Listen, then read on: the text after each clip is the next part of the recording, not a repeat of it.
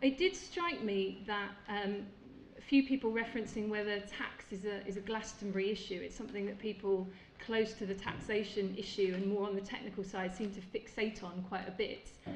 Whether the issue's sexy enough, I suppose, is the inference.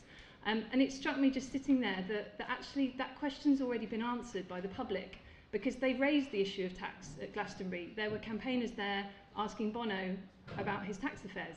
So to me, that's a little bit symbolic of where the issue is that citizens are taking this agenda forward for themselves, and ventures like the Fair Tax Mark are in some ways a response to that, which is hugely positive and fantastic.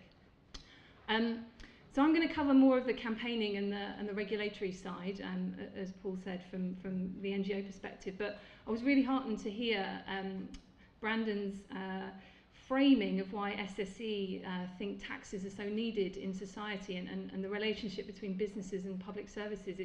It's really fantastic to hear that kind of consensus building from NGOs, from progressive businesses, because that kind of perspective about the crucial role that public services have in the lives of poor people in developing countries, and why in a time when so many millions of people, billions of people across the world are living in poverty, we need big multinationals to be paying their fair share of taxes to help contribute to that, is really at the heart of why ActionAid is involved in the fight for tax justice around the world. So it's, you know, that emerging consensus is starting to be there.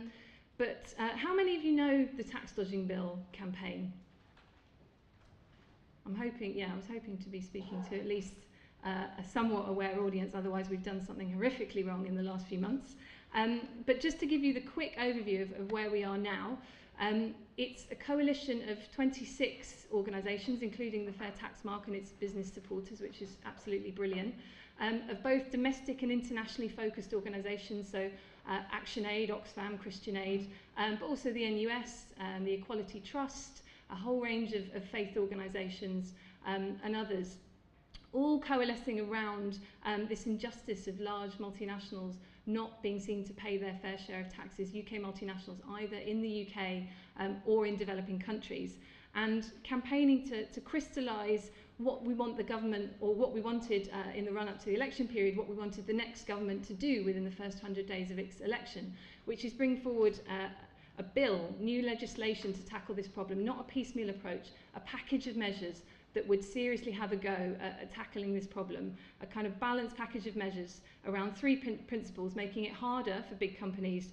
to dodge their UK taxes and ensure they're not getting any unfair tax breaks, ensure that our UK tax rules don't encourage companies to avoid taxes in developing countries, and making our UK tax regime more transparent and tougher.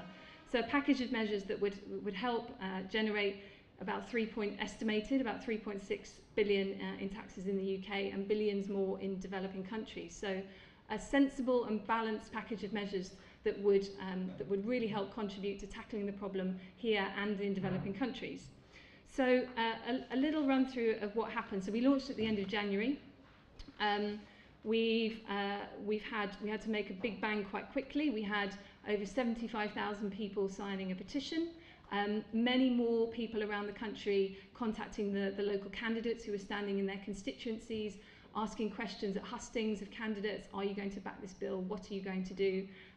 I was speaking with someone who stood as a candidate in a constituency in Lancashire the other day, and the first thing he said to me was, I had to talk to loads of people on the doorstep about this and the tax dodging bill, and I felt like I had to have a good answer, and it was something that I had to take back to the party, and it helped bump it up the agenda. So we can see that it's an issue that was a debate in the media, and as Paul said earlier, sorry, I've done it, I've broken the Paul said thing, I'll try not to do it again. It was an issue in the media, but it's also becoming increasingly an issue for people at a grassroots level around the country.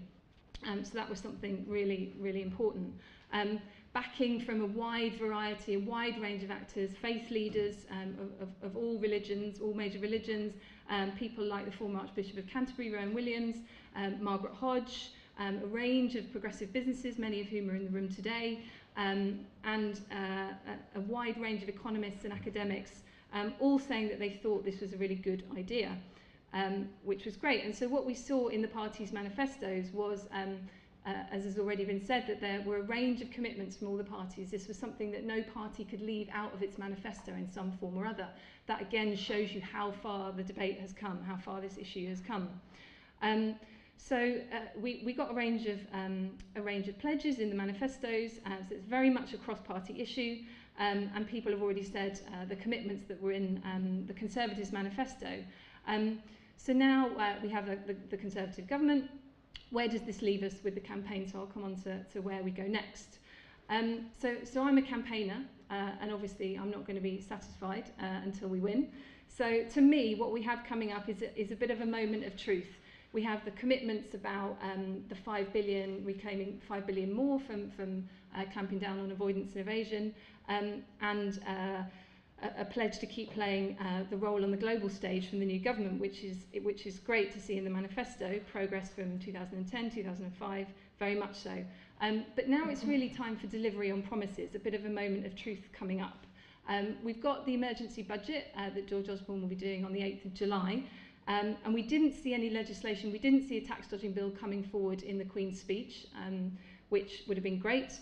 So the budget is really the moment where the government needs to set out the measures that it's going to bring forward in this Parliament on clamping down on corporate tax dodging. And there's a challenge there for them, and we'll need to keep pressing them very hard as a campaign about how they're going to recover the 5 billion that they've promised in their manifesto. At the moment, I think probably lots of people are not clear how they're going to do that.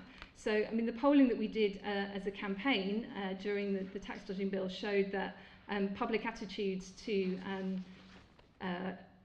tax avoidance by large companies being morally wrong was actually increasing from the last time we did polling. So 85% of people thought that that was wrong. And 1 in 5 people said that they didn't feel convinced that any of the measures brought forward by the political parties were going far enough to clamp down on that. So again, very low trust in government action so far on this issue. Interestingly, the Institute of Directors did a survey of its members back in May with pretty much exactly the same figures on the question of, well, actually slightly less than 1 in 6 Institute of Directors members said they were confident the measures outlined so far would raise the 5 billion pledged. So interestingly, there's a challenge there from across the spectrum. So that's the thing that we're focusing on next as a campaign, really pressing on the delivery side. And I think the main message is really that it's job not done for the government.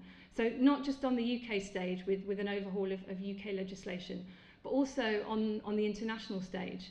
There's a couple of big challenges approaching. So we have a summit on financing for development that comes up in Addis Ababa in July. And there's a growing consensus from countries that a new intergovernmental body on tax, where all countries have a seat at the table, is needed to be housed under the UN. The G77 grouping of countries back this measure, as do civil society, increasing numbers of civil society organisations around the world. Now the UK and the European Union need to now say if they're going to get on board with that proposal as well, and that will be a much fairer way and a much fairer forum for global tax rules that affect all countries and all citizens to be decided. And we have the end of the BEPS process approaching in the autumn.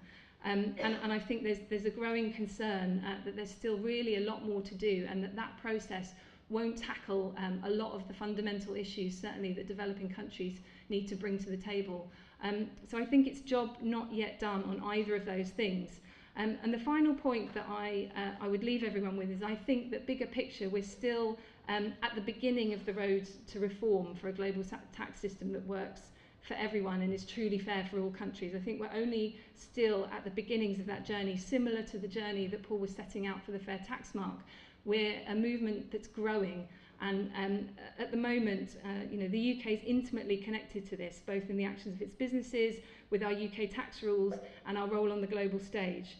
And we as civil society and as this movement are going to keep pressing for much, much more than we've got at the moment, both for a tax dodging bill in the UK, but internationally and on the global stage. The demand for more reform and more ambitious, more radical reform is going to be there and keep growing over the next few years. I think it's a rising tide. And I think there can always be a fear that an issue has peaked, it's had its moment. But we've seen so far with tax justice and the issue of tax avoidance that's just never been the case. Every time people have thought this was going to go away, it just keeps coming back stronger and stronger and stronger. And I think that's what we'll see over the coming years.